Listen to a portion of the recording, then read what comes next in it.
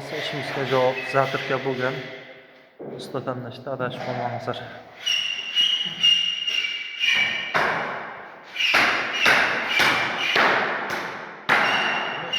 Ko'z bilan ko'rmasa telefon endi bunday qilib aytganda makillab qoladi telefon. Qanchalar zo'r bo'lsa ham. Aboyga tayyor holatda.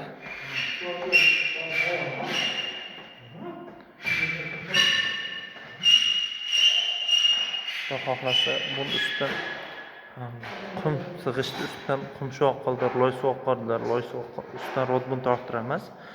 Bittada aboyga tayyor qilib olib chiqib ketamiz. Deylik qumshoq 40 ming 50 mingdan bo'lgan taqdirda uni ustidan yana rodbun qildirsangiz, chem salinmadi. Undan ko'ra g'ish holatida chaqirsangiz, aboyga tayyor g'ishdan aboygacha bo'ladi. Vaqtdan, ishdan, puldan yutasiz xudo xohlasa.